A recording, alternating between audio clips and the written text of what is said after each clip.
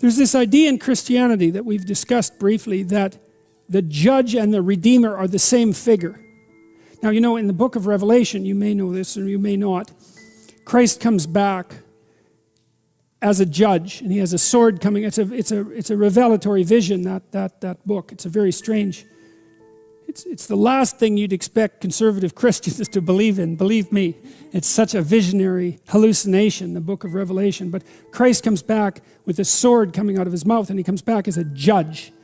And he divides the damned from the redeemed, and most are damned and some are redeemed. It's very, very harsh.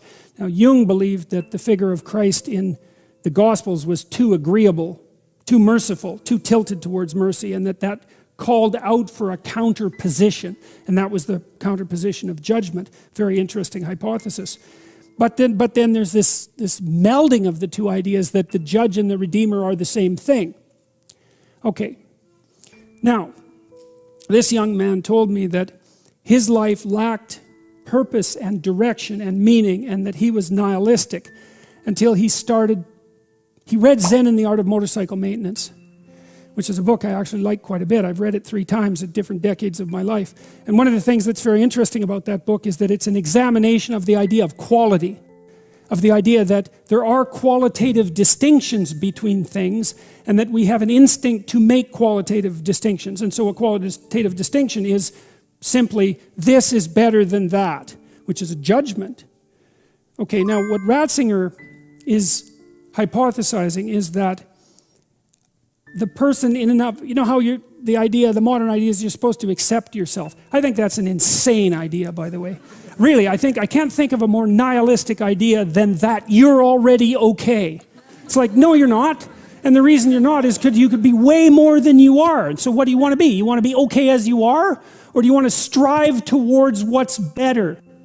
And this young man, this Australian, he said that the reason that Zen and the Art of Motorcycle Maintenance had such an impact on him was because he wasn't happy with his current mode of being, right? He didn't consider the manner in which he conducted himself sufficient. And the fact that the author of Zen, and it was Persig, laid out the notion that you could make qualitative distinctions, and there really was a difference between good things and bad things, or great things and evil things. It gives you direction. It gives you the possibility of moving upward. And Ratzinger is pointing out, at least to some degree, that human beings are insufficient in and of themselves and need the movement upward. And so they need to conceptualize something like the highest good, and then to strive for that. And the thing is that there isn't any difference between conceptualizing the good and being judged. Because if you're going to conceptualize the good and move towards it, what you have to do is separate from yourself all those things that aren't good and leave them behind. And that's why the Redeemer and the Judge are the same thing. And one of the things that's really appalling, I think, about our modern world is that we're rejecting the notion of qualitative distinctions. You say, well, we don't want to hurt anybody's feelings by saying that one thing is better than another. It's like, okay, fair enough. It's not fun to be cast off with the damned, that's for sure. But if people are, in fact, insufficient in their present condition, which seems to be the case, I mean, try finding someone who isn't, then if you deny the possibility of qualitative distinction because you want to promote a radical egalitarianism, then you remove the possibility of redemption because there's no movement towards the good.